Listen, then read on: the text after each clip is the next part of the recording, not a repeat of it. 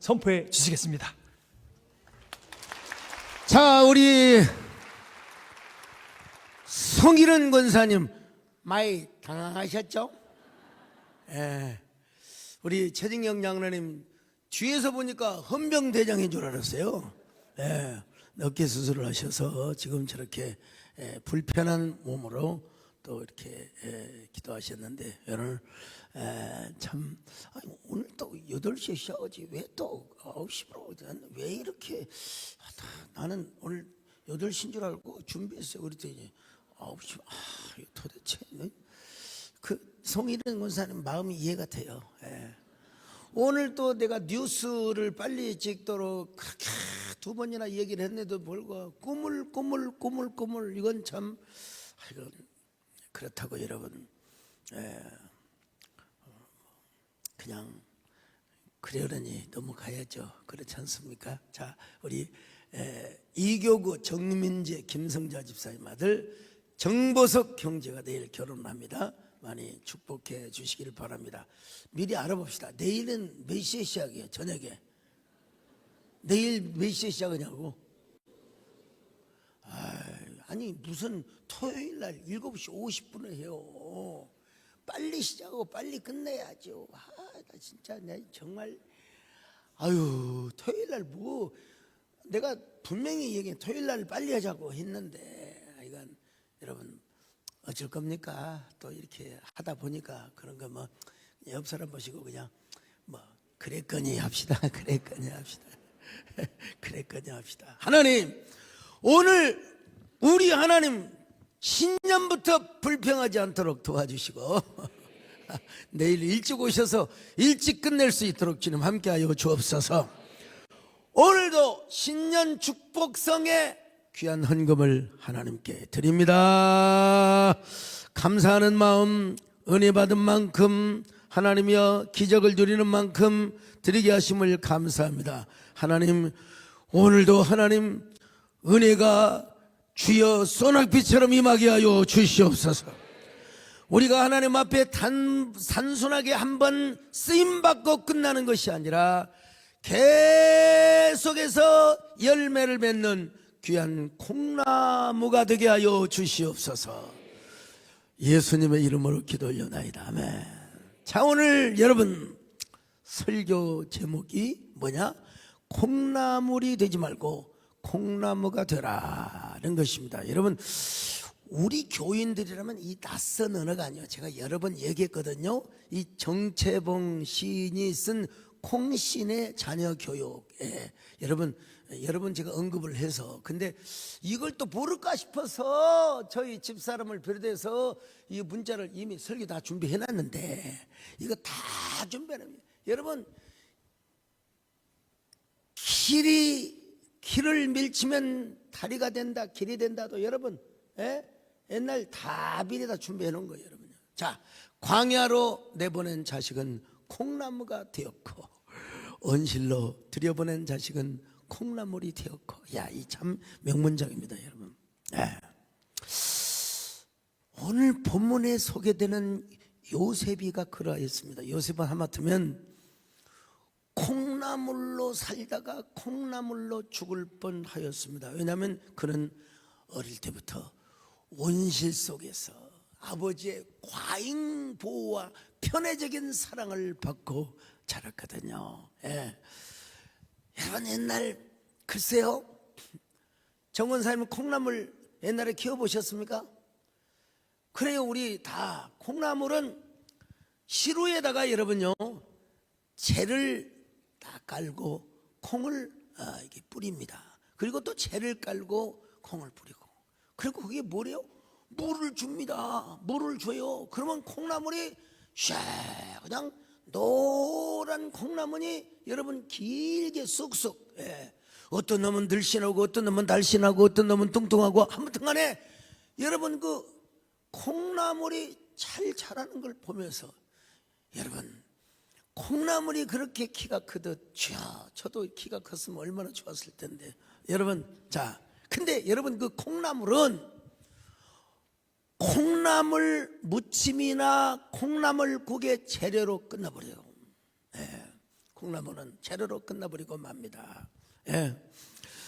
근데 여러분, 콩나무는 여러분 그렇지 않습니다. 계속해서 열매를 제공해 줍니다. 더구나 제가 말하고 싶어하는 조그마한 콩나무가 아니라 슈퍼 콩나무, 슈퍼 빈트리, 이 슈퍼 빈트리라고 하는 이 콩나무는 계속해서 요한계시록의 22장에 생명나무가 사시사철 열매를 맺듯이 제가 지금 추구하고 제가 지금 그리는 이 설교의 상은 뭐냐? 바로 슈퍼 빈트리. 예, 이게 거대한 초월적 콩나무를 의미하는 것입니다. 올 한 해 주여 은혜를 주셔서 여러분들이 이런 슈퍼 빈트리가 되게 하여 주시옵소서. 위대한 초월적 콩나무가 되게 하여 주시옵소서. 하나님의 은혜와 축복을 전달하고 소통하며 언제나 여러분을 통하여 하나님의 은혜가 흘러가는 역사가 있기를 바랍니다. 너는 담장 너머로 뻗은 가지에 푸른 열매처럼 하나님의 귀한 축복이 살고 가득히 넘쳐날 거야. 너는 어떤 시련이 와도 이겨내 강한 팔이 있어. 전능하신 하나님께서 언제나 함께 하시니 너는 하나님의 사랑, 아름다운 하나님의 사랑. 나는 널 위해 기도하며 내 길을 축복할 거야. 너는 하나님의 선물, 사랑스러운 하나님, 주의 품에 꽃피운 나무가 되어줘. 여러분, 아까도 말씀드린 것처럼 야곱이는 너무나 요셉을 편애했습니다. 그래서 무슨 옷을 입혀주었느냐? 채색 옷을 입혀줬어요. 채색 옷이란 여러분 무슨 말이냐? 히브리 말로 케토네트 파심이란 말이요. 물을, 이게 진짜 몇 년 전이야. 세상에. 거의 한 3,800년 4,000년 전. 여러분, 색동옷이라 기가 막힌 겁니다. 여러분, 저 어릴 때만 해도요, 저는 막내기 때문에 큰형이 입다가 그 다음에 또 작은형이 입다가 가고 달아져 가지고 구멍이 난 옷을 입고 다녀도 저는 절대로 열등감을 느끼지 않았습니다. 여러분, 제 별명이 뭐라고 그랬어요? 그런 핫바지, 찢어진 바지. 뭐 찢어지면 어때? 그러니까 여러분, 어린 시절에 저의 별명이 강대포라고 했잖아요. 난 내가 봐도 참 하나님 은혜. 나는 한 번도 저는 새 옷을 입어본 적이 없습니다. 새 옷을 입어본 적이 없어요. 늘 헌옷, 떨어진 옷, 아주 찢어진 옷. 근데 여러분 보세요. 형들은 작업복을 입고 있었어요. 양치기, 목동을 하니까 작업복을 입고 있고 노동자, 근로자의 옷을 입고 있었는데, 요셉에는요 채색 옷, 물들인 옷에다가 긴 옷을 의미해요. 긴 옷을, 그냥 노동할 때 입은 옷이 아니야. 이거 뭐냐? 귀족들이 입은 옷이라 이 말이요. 귀족들이 입은 옷이라 이 말이에요. 자, 그러니까 그는 그대로 아버지 품에서 자라면은 영락없이 콩나물 같은 존재로 자랐을 거예요. 거기에다가 요셉은 또요, 일종의 정의감이 있었는지 아버지 앞에 인정을 받으려고 그랬는지 몰라도 형들의 잘못을 낱낱이 까발리고 아버지한테 고발을 하였습니다. 아빠, 형들이 말이요, 작시기하고 놀다가 늑대한테 양을 한 마리 잃어버렸어요. 예. 여러분, 야곱의 양이 얼마나 많겠습니까? 한두 마리 잃어버린 건 아버지가 모를 수 있어요. 그런데 요셉이가 보고 다 일러 바치는 거예요. 아빠, 형들은 말이요, 일은 안 하고 맨날 구슬치기 다마치기나 하고 있어요. 아빠. 그러니까 여러분, 형들이 요셉을 미워할 수밖에 없었죠. 자, 창세기 37장 2절로 4절 같이 봅니다. 시작. 야곱의 족보는 이러하니라. 요셉이 17세의 소년으로서 그의 형들과 함께 양을 칠 때에 그의 아버지의 아내들 빌하와 실바의 아들들과 더불어 함께 있었더니 그가 그들의 잘못을 아버지에게 말하더라. 요셉은 노년에 얻은 아드님으로 이스라엘이 여러 아들들보다 그를 더 사랑하므로 그를 위하여 채색옷을 지었더니 그의 형들이 아버지가 형들보다 그를 더 사랑함을 보고 그를 미워하여 그에게 편안하게 말할 수 없었더라. 여러분요, 인정받지 못하고 사랑을 받지 못하면 여러분요, 비교의식이 생기고요, 열등감이 생기고 분노, 여러 가지 여러분 마음속에 그냥 안 좋은 이런 마음이 와요. 그리고 증오하는 마음이 생겨. 내가 받아야 할 사랑을 네가 왜 받냐 이 새끼야.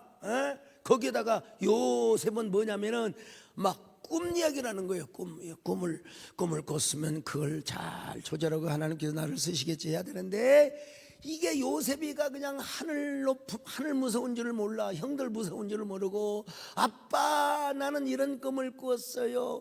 형제들이 나에게 절을 하며 형제들의 곡식단이 나에게 절을 하며 하늘에 저 달과 별들이, 이거 뭡니까 여러분?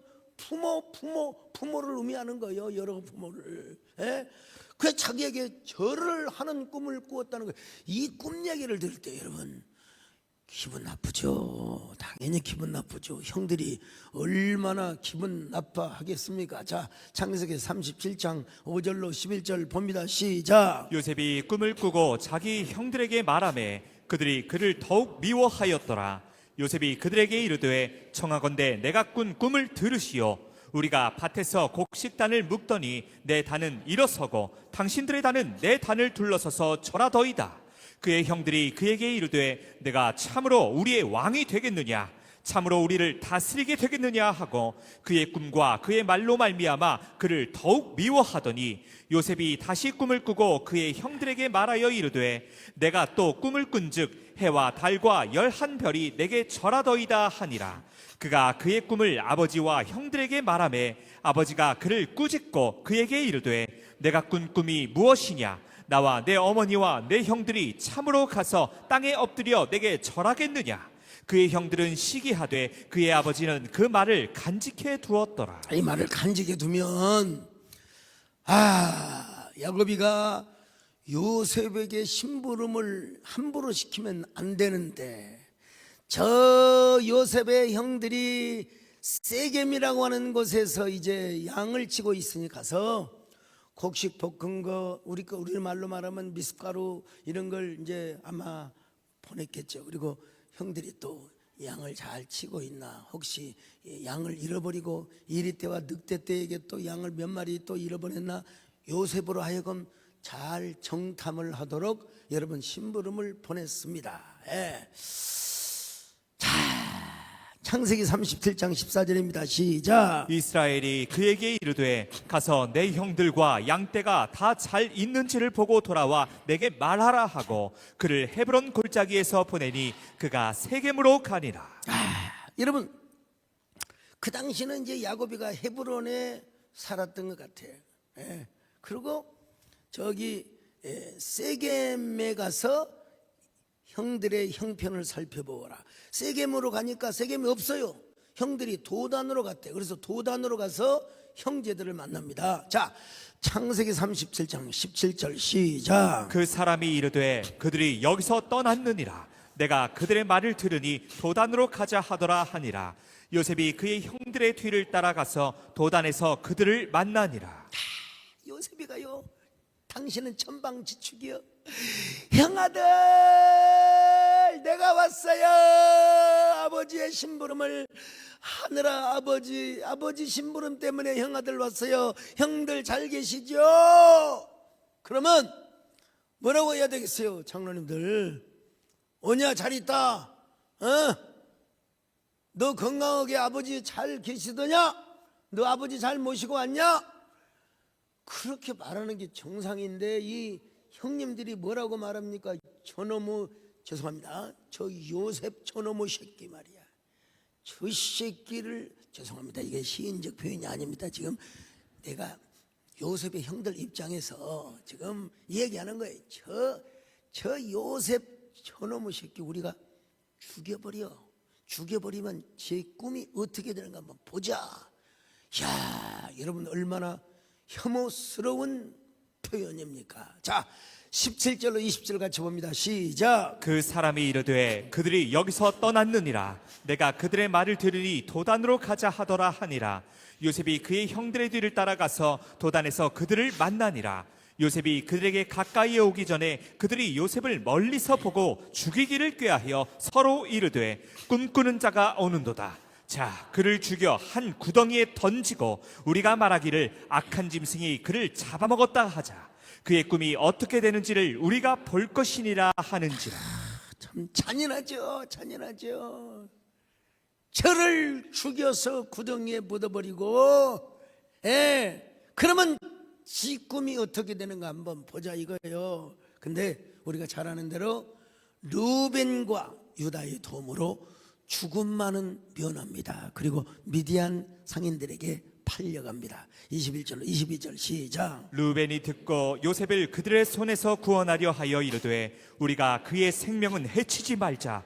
루벤이 또 그들에게 이르되 피를 흘리지 말라. 그를 광야 그 구덩이에 던지고 손을 그에게 대지 말라 하니 이는 그가 요셉을 그들의 손에서 구출하여 그의 아버지에게로 돌려보내려 자, 함이었다. 26절로 28절도 같이 볼까요? 시작. 유다가 자기 형제에게 이르되 우리가 우리 동생을 죽이고 그의 피를 덮어둔들 무엇이 유익할까? 자, 그를 이스마엘 사람들에게 팔고 그에게 우리 손을 대지 말자. 그는 우리의 동생이요 우리의 혈육이니라 하며 그의 형제들이 청종하였더라. 그때에 미디안 사람 상인들이 지나가고 있는지라 형들이 요셉을 구덩이에서 끌어올리고 은 20에 그를 이스마엘 사람들에게 팔매 그 상인들이 요셉을 데리고 애굽으로 갔더라. 자, 여러분 이 장면만 보면 나쁜 놈들이죠. 이런 나쁜 에스키들이 어디가 있어요, 이놈 새끼들 말이에요. 근데 여러분 궁극적으로 볼 때는 뭐냐, 요셉으로 하여금 콩나물이 되지 않고 콩나무가 되도록 한 지렛대 역할을 하였다. 하나님의 원래 계획은 요셉을 우물 안에 개구리로 채색 옷을 입으며 온실 속에 자라는 것이 하나님의 원래 계획이 아니에요. 광야로 보내어서 그가 이집트와 가나안의 민족과 그리고 주변 고대 근동의 모든 사람들을 살리려고 하는 하나님의 경륜이 있었고 하나님의 마스터 플랜이 있었고 하나님의 뭡니까? 아주 그냥 프랙티컬한 디자인이 있었단 말입니다, 여러분. 자, 요셉을 어떤 콩나무로? 슈퍼 빈트리, 초월적인, 그야말로 여러분 그냥 콩이 아니요, 그늘을 만드는 콩나무요, 덩쿨이 생겨서 담장을 넘는, 여러분요, 담장을 넘는, 그야말로 여러분 우리 시골에서 키웠던 검은 콩, 흰 콩, 그런 콩을 넘어서 여러분 옛날에 강낭콩이 있고 막 그냥 담 위로 올라갔던 막 그런 나무가 있잖아요. 그걸 제가 딱 떠올렸어요. 이게 뭐냐? 영어로 슈퍼빈툴이다. 여러분, 하나님이 계획이 계셔서 하나님이 경륜대로 여러분 요셉을 팔려가게 하는데, 여러분 그 순간은 요셉의 가슴이 미어지지요. 그래서 형제들한테, 형님들 애걸복걸합니다. 형님들 나 좀 살려주세요. 나 애굽에 팔려가면 나는 이제 죽은 목숨이나 다름없어요. 나 좀 도와주세요 형님들. 다시는 안 일러 바칠게요. 다시는 내가 형님들의 잘못을 허물을 내가 아버지한테 안 일러 바칠게요. 제발 저 살려주세요. 자, 창세기 42장 21절로 22절 옛날 일을 회고하는 겁니다. 같이 읽습니다. 시작. 그들이 서로 말하되 우리가 아우의 일로 말미암아 범죄하였도다. 그가 우리에게 애걸할 때에 그 마음의 괴로움을 보고도 듣지 아니하였으므로 이 괴로움이 우리에게 임하도다. 르우벤이 그들에게 대답하여 이르되 내가 너희에게 그 아이에 대하여 죄를 짓지 말라고 하지 아니하였더냐. 그래도 너희가 듣지 아니하였느니라. 그러므로 그의 핏값을 치르게 되었도다 하니.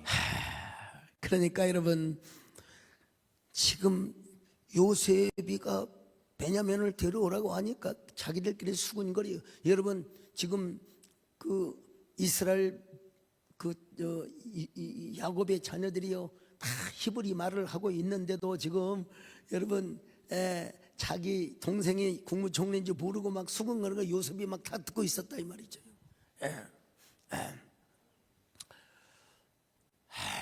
하나님의 계획은 아버지의 품에서 채색 옷만 입고 오이야 뒤야 내 자식아 내 사랑아, 여러분 그렇게 해서는 콩나물 인생으로 끝날 수밖에 없어요.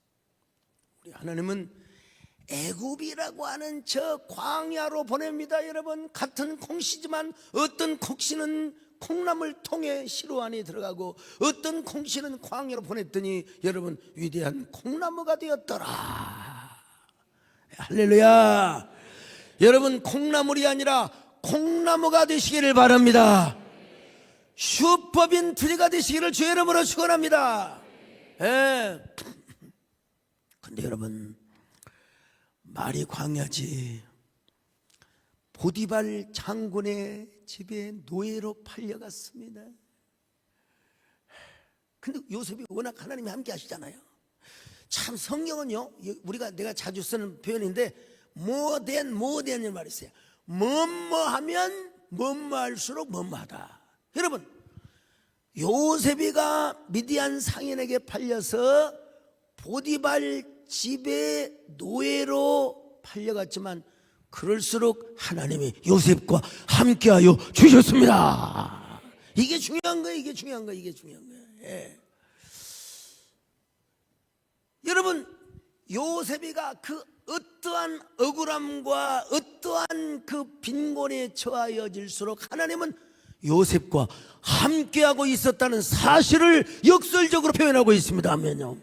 창세기 39장 2절로 3절 시작. 여호와께서 요셉과 함께 하심으로 그가 형통한 자가 되어 그의 주인 애굽 사람의 집에 있으니 그의 주인이 여호와께서 그와 함께 하심을 보며 또 여호와께서 그의 범사에 형통하게 하심을 보았더라. 여러분, 종으로 팔려갔지만 하나님께서 함께하여 주셨습니다.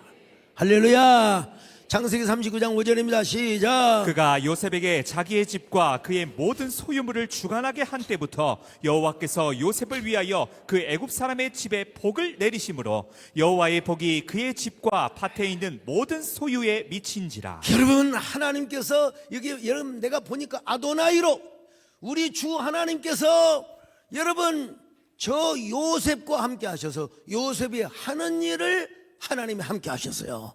그래가지고 요셉으로 말미암아 저 보디발의 집이 형통하게 되었다는 겁니다. 여러분, 저는 여러분이 머무는 직장에 여러분을 통하여 하나님의 복이 흘러가시기를 바랍니다.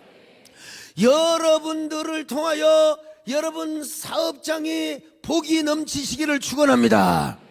주여, 내가 축복의 통로자가 되게 하여 주옵소서. 축복의 전달자가 되게 하여 주시옵소서. 여러분, 근데 요셉이가 또요 진짜 억울했어요. 이 보디발 안에 이 여자가 갱년기도 아직 안 왔을 텐데 보디발 시위대장, 우리 말로 말하면 지금 경호실장이야. 경호실장 부인이 여러분 건장한 요셉, 성숙한 요셉, 저보다도 잘생긴 요셉, 매력, 심쿵한 매력 포인트 만점이요.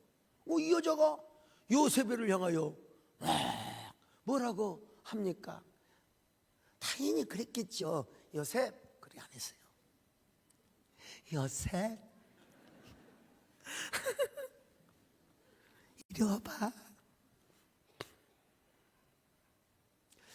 내가 좀 어깨가 뭉쳐있거든. 내 어깨 좀 주물러줘. 내가 요즘 왜 그런지 몰라도, 여러분 이건 성경에 나오진 않은 건데 너무 심하게 지는 마세요.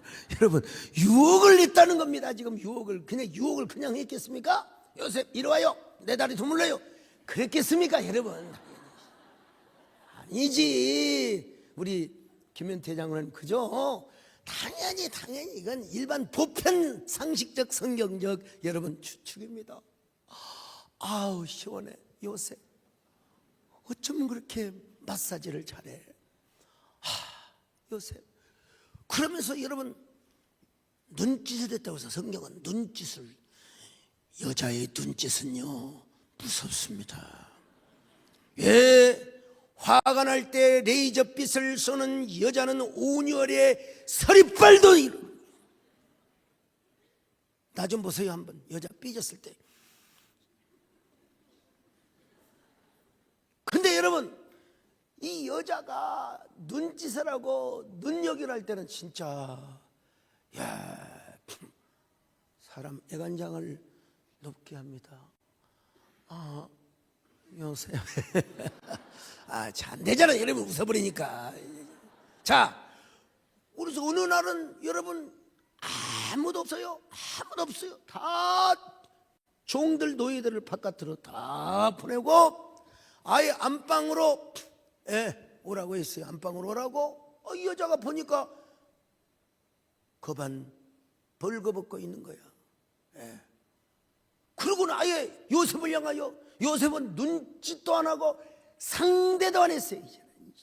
저런 속으로 그랬을 거예요. 서로 저런 이걸 정신 나간 게 아니라 저런 골빈 여자가 있어요. 지금 서방한테나 잘해주지. 에라 이 골빈 니마. 여러분 상대를 안 해줘서 상대를.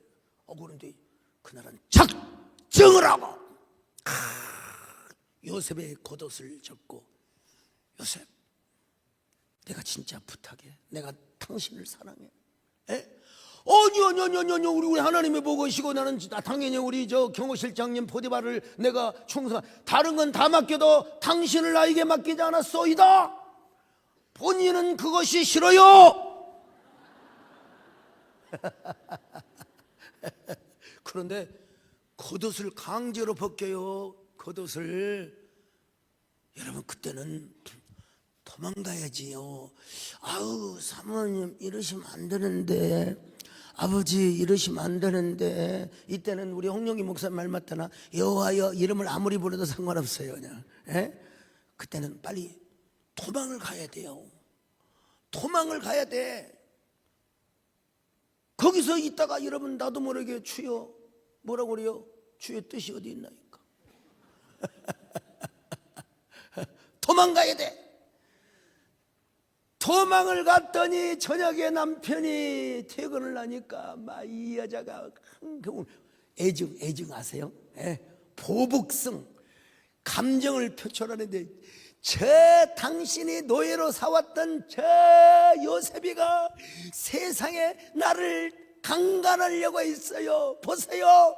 내가 몸부림치지 않았으면 내가 성폭행을 당했을 거예요. 이 겉옷을 보여주면서. 여러분 물증이 있어요. 법은 증거주의에 의해서. 요셉이가 아무리 아니라고 해봤자 뭐 하겠어요. 그래서 어디 갔어요?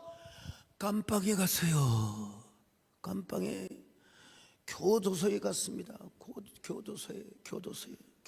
자, 그런데 여러분 교도소에 갔지만 하나님은 그와 더 함께 하셨다 말이야. 여러분 하나님이 함께 하셨다는 거예요. 여러분 평생에 교도소 가는 일이 없기를 바랍니다만은 여러분 정말 하나님과 동행하시기를 주의 이름으로 축원합니다.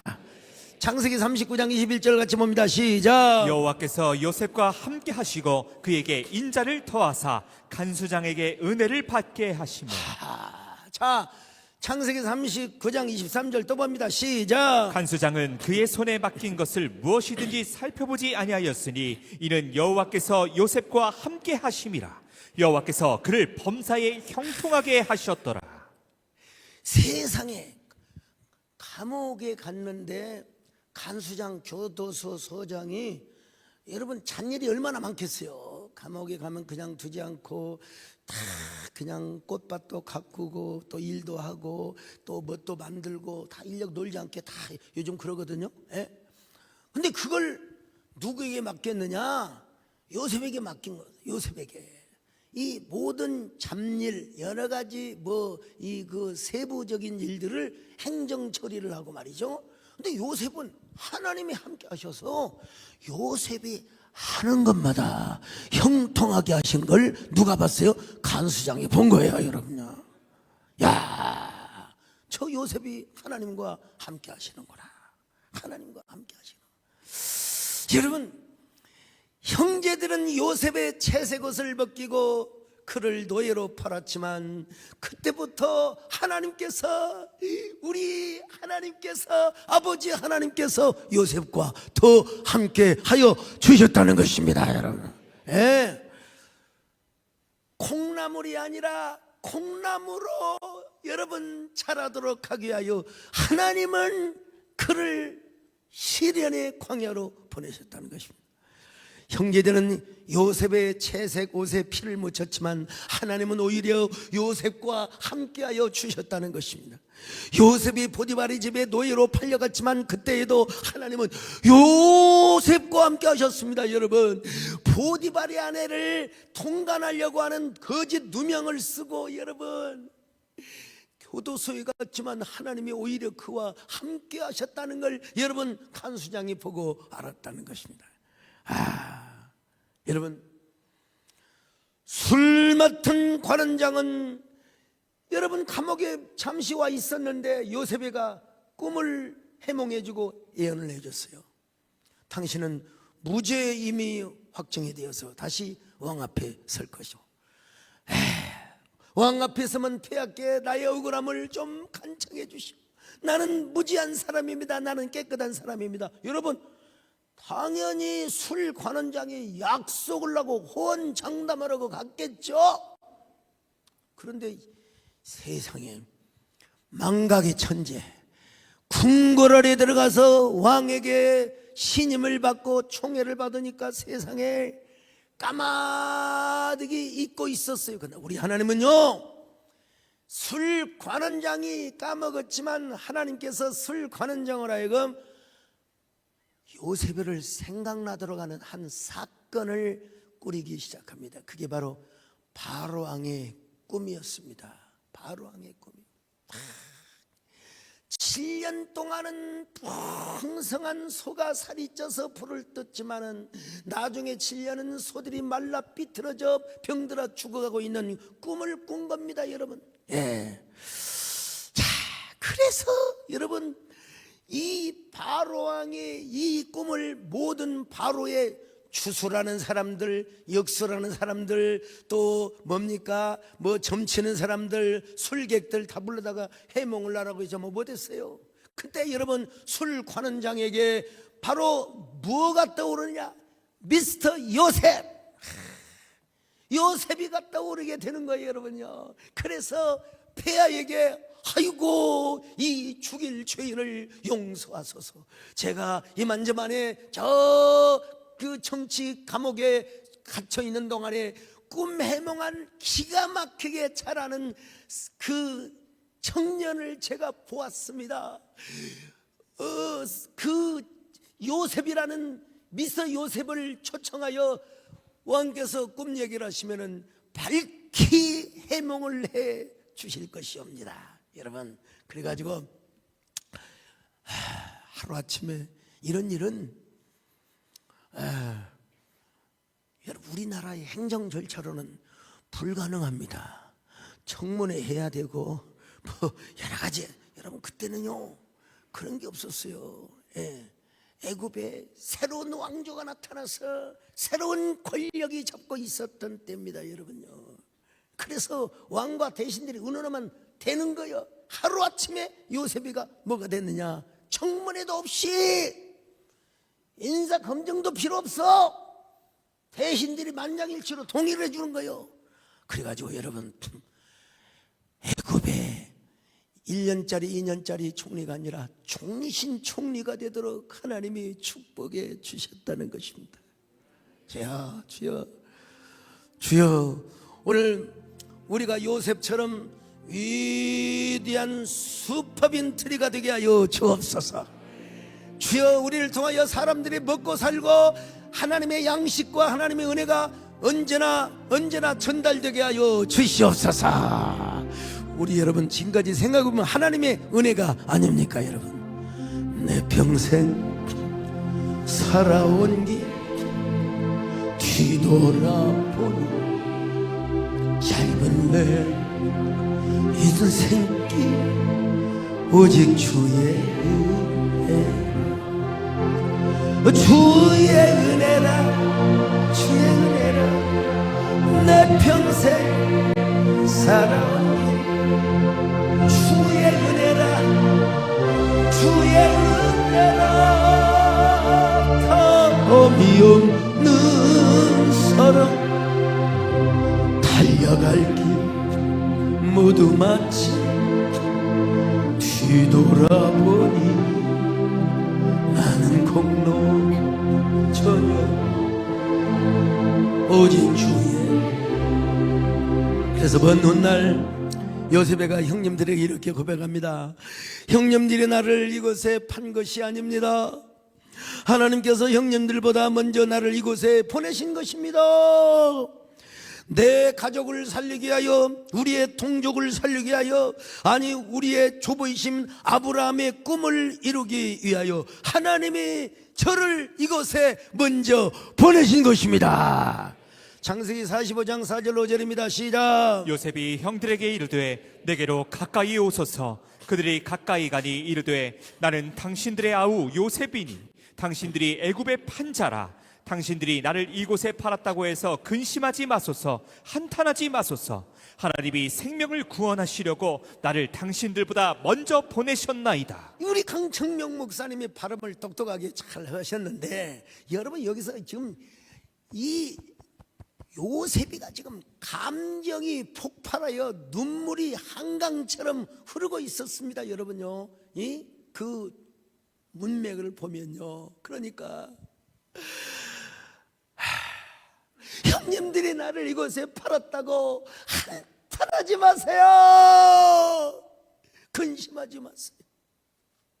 하나님이 생명을 구원하시려고 우리의 조부 저 아브람과 이삭의 그리고 아버지의 언약을 위하여 나를 하나님이 이곳에 보내셨습니다.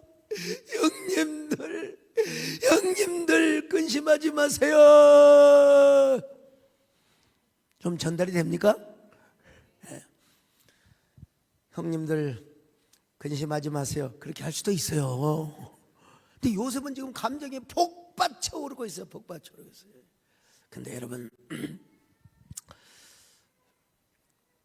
그래서 자타가 공인한 유명한 슈퍼빈트리, 거대한 초월적 콩나무가 된 것입니다. 요셉이요. 근데 요 콩나무가 저절로 되었느냐 이 말이에요. 저절로 여러분 뭐 주문 한 번 외운다고 말이요. 예. 자, 손오공에서 나오는 막 우랑바리 바라바라 부드럽게 이거 한다고 되는 게 아닙니다, 여러분요. 매 순간 요셉은 하나님께 기도했습니다. 하나님을 향한 애절함, 간절함, 하나님을 향한 그 동경과 연모의 마음. 미디안 상인들에게 팔려올 때도 그랬고 보디발 집에서 총놀아들 때도 그랬을 것입니다. 더더구나 여러분, 술 관원장이 탁 고난을 경계하고 나가면서 미스터 요셉씨 걱정하지 마세요. 내 당신의 무죄를 내가 반드시 황제 폐하께 내가 고하리이다. 나가면서 여러분요, 얼마나 기분이 좋았겠습니까? 요셉씨 좋은 소식을 기다리세요. 근데 이 인간이요, 이 쓰레기 같은 인간이 세상에 자기 꿈풀이도 해주고 예언도 잘 해줬는데 왕궁에 가서 폐하를 납시자마자 이 망각의 천재가 되어버리고 말았어요. 그러니까 요셉은 이거 맨날 며칠을 기다리는 것도 아니요, 몇 달을 기다리는 것도 아니요. 여러분, 급한 1년 이상 2년 가까이 여러분 요셉은 가슴을 태우며 여러분 가슴이 무너지고 가슴이 억장이 무너질 정도로 여러분 술 관은 장의 소식을 기다렸단 말입니다. 근데 영 소식이 없어요. 소식이 없어요. 누군가가 교도소의 창문을 열 때마다 술 관은 장의 발자국이 아닌가, 저 바깥에서 부는 바람 소리, 그리고 낙엽이 떨어지는 그 부스럭거리는 소리에도 여러분 술 관원장이 좋은 소식을 가져오지는 않을까. 아무리 기다려도 소식이 안 와요. 이걸 뭐라 그래요? 함흥차사이래. 함흥차사이.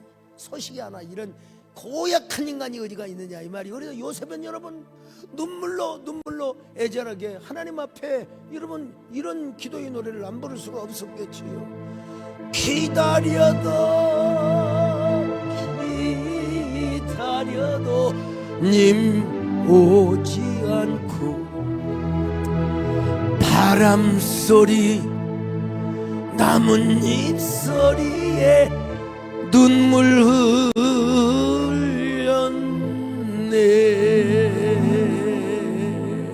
그래서 요셉은 애간장이 억장이 무너지도록 간장이 타도록 누군가의 발자국 소리가 나면 미스터 요셉 기뻐하시오. 내가 가서 황제를 아련하여 폐하께 당신의 사정 이야기를 했더니 폐하께서 당신을 꿈 해몽 특별 비서관으로 임명을 한다 하셨소. 요셉씨 기뻐하시오. 기뻐하시오. 어서 빨리 의복을 차려입고 황제 폐하를 아련하러 갑시다. 아련하러 갑시다.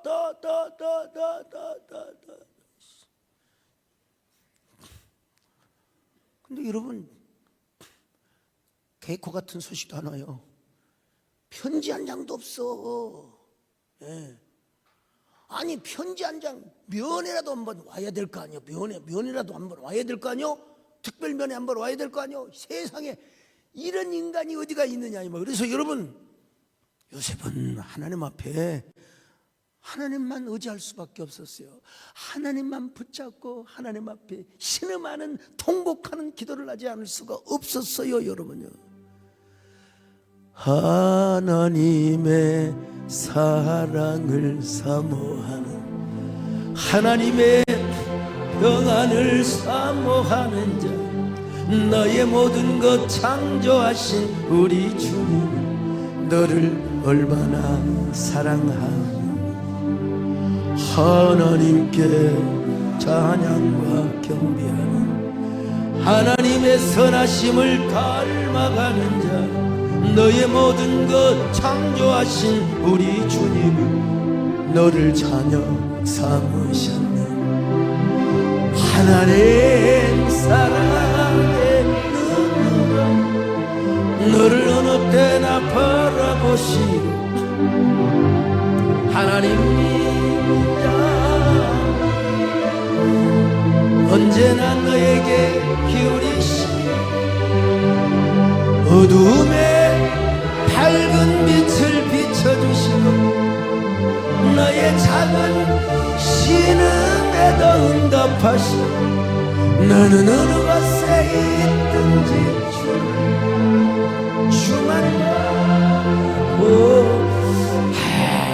이 간절함 애절한 마음, 아마 천국에서 미스터 요셉 총리 대신이 이 모습을 보고 있으면 야, 소 목사 진짜 내 마음 잘 알아준다, 여러분 감탄하고 있을 거예요. 예.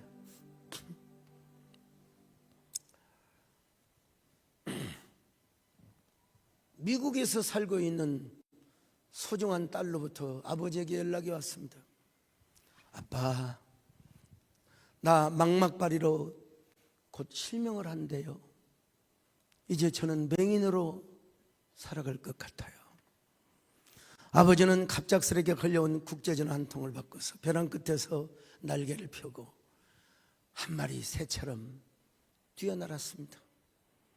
급하게 아내와 함께 하와이로 도착을 해서 딸을 만났습니다. 아버지는 무신론자였습니다. 그 지독한 지성, 자기만의 그 엘리트 의식, 자기보다 글 잘 쓰고 똑똑한 사람이 없다고 여겼던 그 무신론자가, 여러분, 딸이 실명을 할 위기에 놓이자 하나님을 부르기 시작한 거예요. 오 하나님, 사랑하는 내 딸이 다시는 내 얼굴을 볼 수 없게 되는 것입니까? 참 기도도 문학적이에요. 어머니의 웃는 얼굴, 아버지의 활짝 웃는 미소를 볼 수 없게 된단 말입니까? 이 하와이의 눈부신 와이키키 해변의 모습을 이제는 더 이상 볼 수 없단 말입니까? 한 번도 불러보지 않았던 하나님을 자신도 모르게 부릅니다. 계속해서 하나님께 이런 고백의 기도를 드립니다. 하나님, 정말 너무하시네요. 똑똑하기만 하던 사랑하는 내 딸이었는데 이화 여대를 3년 만에 졸업을 하고 미국에 와서 검사, 부장검사, 변호사로 착하게만 살던 내 딸인데 왜 이런 하나님의 모진 매를 맞아야 한단 말입니까? 이국 땅에서 결혼하고 또 이혼하고 처자들의 병명이 밝혀지기도 전에 갑작스러운 죽음을 당하게 되고, 둘째 아들은 자폐증, 또 하나들은 교통사고로 오토바이를 타고 가다가, 여러분 짐작이 갈 겁니다. 이제 누구쯤. 그런데 사랑하는 딸의 갑상선 암이 채 치료되기도 전에 위암말기 환자라는 진단을 어떻게 받아야 한단 말입니까? 그리고 그것도 시력을 잃은 모진 하나님의 채찍을 왜 내 딸이 받아야 한단 말이에요? 그런데도 내 딸은 한 번도 하나님께 원망을 내본 적이 없습니다. 청소년 상담가로 치유사역자로 살던, 언제나 하나님을 찬양하고 감사했던 딸이 아니었습니까? 아버지는 매일같이 울고 또 울면서 안타까울 뿐이었습니다. 그런 아빠와 엄마에게 딸은 환한 미소를 지으면서, 아빠, 오늘 교회 같이 가요? 딸의 말을 듣고 아버지와 어머니는 그냥 자동적으로 딸의 손에 이끌려서 하와이 원주민 교회에 출석을 합니다. 딸은 아버지가 교회에 나와서 하나님의 이름을 부르며 하나님께 찬송을 하는 그 모습이 너무나 원더풀했어요. 피어풀했어요. 두려운 영광이었어요. 너무나 신기했습니다. 아빠가 딸을 위하여 눈물을 흘리며 기도하는 모습을 보며 딸이 이렇게 말을 합니다. 아빠, 너무 멋져요. 세상에서 제일 멋진 우리 아빠. 너무 멋져요.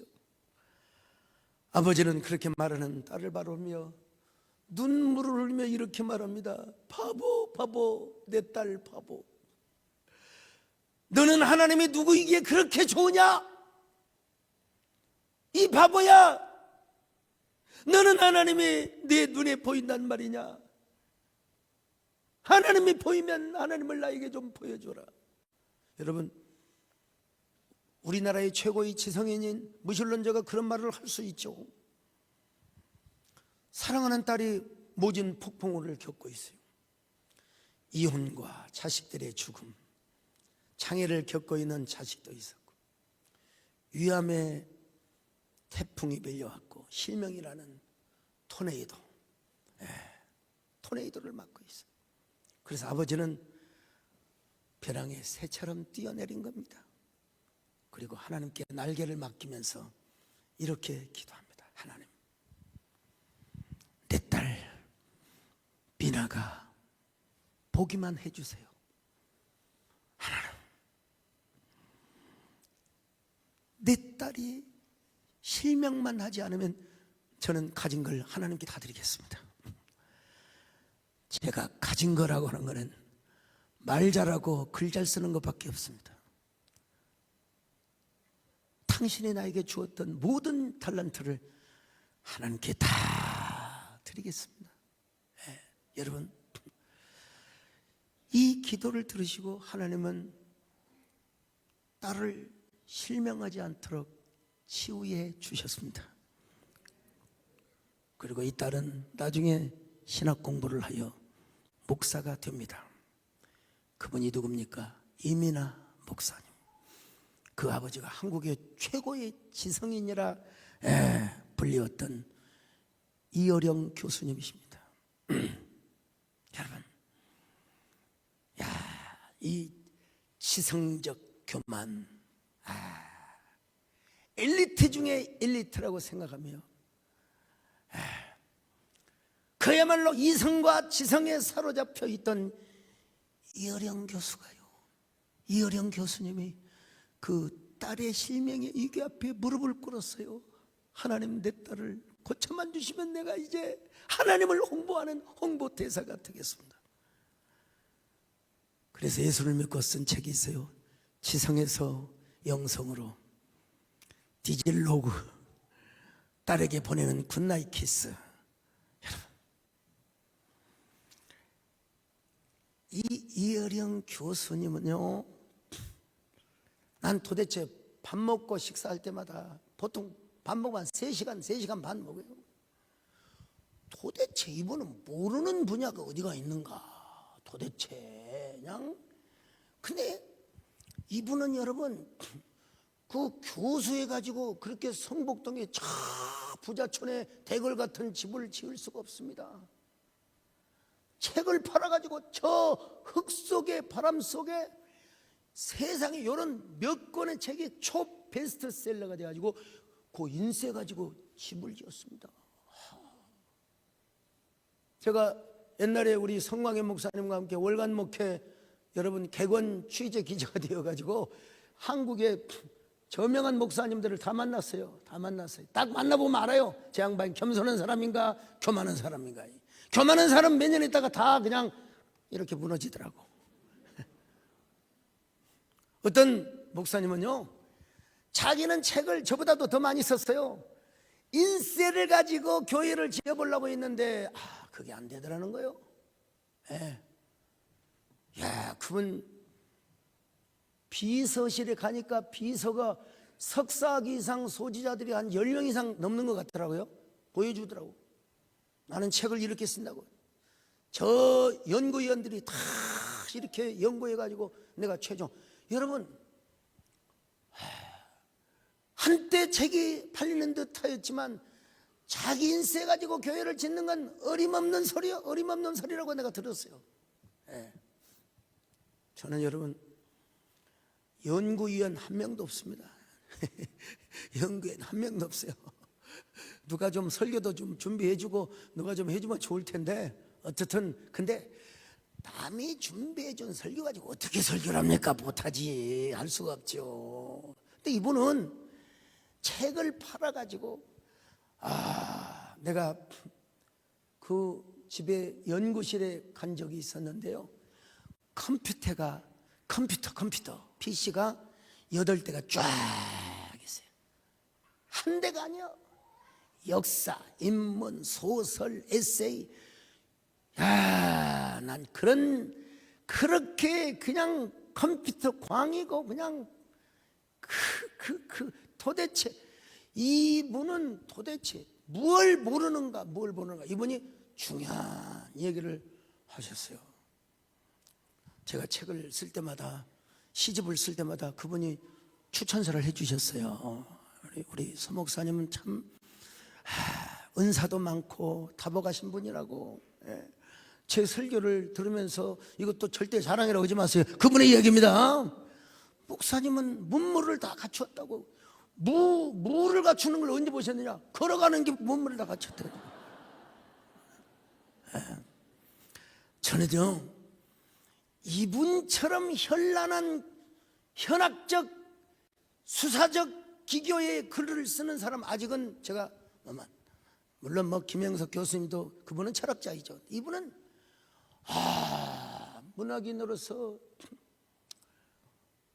어쩌면 그렇게 글도 잘 쓰고 말도 잘하시고 그냥 KBS에 명사특강 나오는데 원고 하나도 없이 그냥 소리도 안 지르고 그냥 고전에서부터 현대까지. 야, 내가 물어봤어요. 어떻게 그렇게 강의를 합니까? 그랬더니 그냥 다 그냥 생각하고 머릿속에 두면 그냥 입에서 말이 저절로 나온대. 내가 그랬어요. 하나님께서 우리 교수님의 입에다가 모다를 달아 놓으셨군요. 내가 그래. 모다를 달아 놓으셨군요. 네. 이분이 저에게 무슨 말을 이야기해 주고 가셨느냐 하면은, 목사님, 사람은요 무엇을 알고 또 어떤 스펙을 가졌느냐, 그거는 유효기간이 1년도 안 됩니다. 다 소용없습니다. 정말 중요한 게 뭐냐? 태도입니다. 태도. 저에게 그런 말씀을 해주셨어요. 태도. 상대방을 존중히 여기는 태도. 내 말을 하기 전에 상대방의 말을 들을 수 있는 태도. 근데 그분도 정작 그런 말을 하셔놓고 만나면 자기 말을 많이 하세요. 하여간 틈을 안 줘요. 저 뭔 말 하나 질문하면 또 이야기. 그래, 우리 김종혜 교수님도 문학평론가잖아요. 이어령 교수님 이후에 거의 최고의 평론가인데, 교수님, 이어령 교수님과 대화할 때 누가 말을 많이 해요?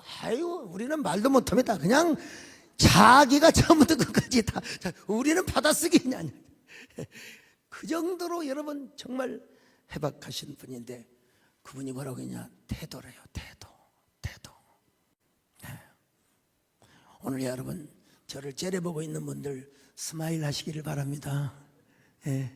태도요. 요셉이겠습니까? 요셉은 저 이집트라는 광야에서, 보디바르의 집에라는 광야에서, 감옥이라는 광야에서 얼마나 하나님 앞에 하나님 앞에 이 범죄를 한 번도 불평불만하지 않고. 우리도 하나님께서 우리를 광야길로 인도하실 때가 있습니다. 이때 우리가 가져야 할 게 뭐냐? 간절함이면 됩니다. 애절함이 답이다. 내가 여러분 보니까 윤태익 교수가 간절함이 답이다, 여러분 이 책을 썼더라고요. 어느 날 거기 보면은 여우가 토끼를 쫓고 있습니다. 그런데 힘도 세고 속도도 빨랐던 여우는 토끼를 잡을 수가 없었습니다. 왜 그러냐? 여우는 한 끼 식사를 위해서 뛰었지만 토끼는 살이다 죽느냐, 서바이벌, 생존하기 위하여 전력 질주를 하였던 것입니다. 그래서 여우가 지쳐서 여러분 토끼를 놓쳐버렸어요. 저자는 인생에서 승리하려면 3가지 실이 있다는 거예요. 첫째는 진실, 두 번째는 성실, 세 번째는 절실, 세실, 삼실. 끝내야 되는데, 여러분 이 베토벤은 27 청력을 잃기 시작합니다. 여러분, 음악을 아는 사람이 청력을 잃기 시작했다. 이거는 사형입니다. 여러분, 죽음에 가까운 것입니다. 그러나 여러분, 그 청력을 상실할수록 더 절실하고 애절한 마음을 갖게 됩니다. 그러면서 교향곡 3번 영웅, 교향곡 5번 운명, 여러분 잘 아시죠? 밤밤밤밤 밤밤밤밤. 별로 실감이 안 나시나 봐. 교향곡 9번은 청력이 완전히 소멸된 후에 작곡을 했다고 해요. 여러분 집에 가시면서요, 베토벤 교향곡 9번 한번 딱 쳐. 완전히 청력을 상실한 상태에서 그 노래를 작곡을 해요. 무엇 때문에? 바로 절실함 때문에, 절실함 때문에, 절실함 때문에. 하나님께서는 서울의 수많은 대학교, 서울의 수많은 신학대학교도 있는데도 저를 하나님이 어디로 보내세요? 광주로 보내셨어요. 광주. 그리고 거기서 또 요 백암리라고 하는 광야로 하나님이 저를 보내셨습니다. 네, 여러분, 그 기간에 저는 절실함이 무엇인가를 누구보다도 많이 깨달았던 사람입니다. 우리 정건사님 어제, 아이고 피곤도 하는가 이 사람아. 저 진짜 오후에는 쭉 기도해 주거든요. 기도해 준 사람 오는 사람들요. 어쩜 그렇게 설교를 잘한가. 절대 자랑으로 듣지 말고 우리 정건사님 말입니다. 내가 응답을 받았단 말이지. 내가 옛날에 내가 우리 서목사가 그렇게 아주 잘할 걸 하나님 앞에 응답을 받았어. 그 응답대로 응답대로. 여러분, 장재열 님이 쓴 리커넥트라는 책에 나오는데 참 희한한, 기가, 여러분, 내가 이 주보에도 글을 미리 써놨는데요. 고립이라고 하는 단어가 있어요. 고립. 자, 한번 보여주세요. 고립. 저렇게 버리면, 저렇게 접으면 안 되지. 고립을 따로 하고 또 고립을 해야 되지. 저게 우리 영상실에 주여 믿습니다. 아멘. 여러분, 우리가요, 외로울 고립을 잘하면 높을 고립이 이루어질 수 있다는 것입니다. 이거 깨달으지만 아멘합니다. 외로울 고가 높을 고가 되기 위해서 여러분, 높을 고를 여러분 차지하려면 어떻게 되느냐? honorable standing 위에 여러분들이 서려면 어떻게 되느냐? 여러분, 외로울 고를 통과할 수 있다는 사실이요. 그런데 그 외로울 고가 나중에는 뭐가 되느냐? 높을 고가 될 수가 있다 이 말이요. The honorable standing. 여러분 모두 이런 honorable standing의 소유자가 되시기를 주의 이름으로 축원합니다. 근데 여러분, 여기서 착각하면 절대로 안 됩니다. 하나님이 광야로 보내지도 않았는데 자기 혼자 광야로 간다, 그건 안 돼요. 뭐 젊을 때는 고생을 사서라도 한다고 여러분 그럴 필요 없어요. 하나님이 보낼 때만 여러분 가시기를 바랍니다.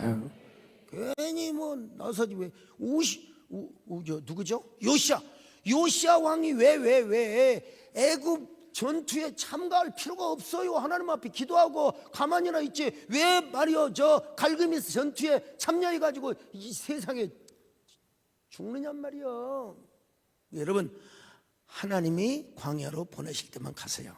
그리고 광야로 안 갈 수 있는 비결이 딱 하나 있어요.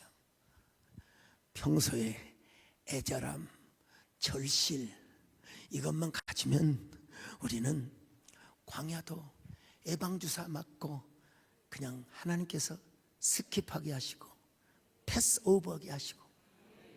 오늘 저녁에 여러분 지금 예방주사 맞는 거요. 간절하게 하나님을 부르짖자. 간절하게 하나님을 사모하자. 평소 하나님을 더 사모하시기를 바랍니다.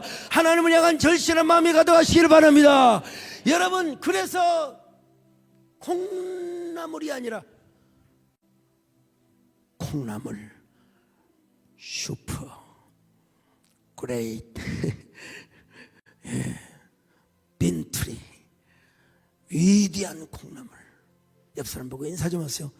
어쩌면 이렇게 위대한 콩나물처럼 생기셨어요. 콩나무 다시 합니다. 다시 하자. 어쩌면 이렇게 위대한 콩나무처럼 생기셨습니까? 자, 하나님 사랑의 눈, 너를 어느 때나 바라보시고 하나님 인자한 귀에서 언제나 어두움에 밝은 빛을 비춰주시고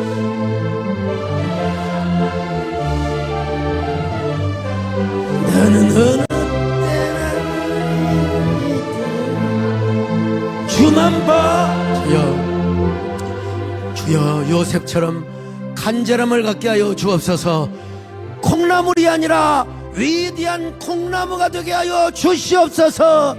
주여 부르고 기도하시다가 돌아가십니다. 주여 주여.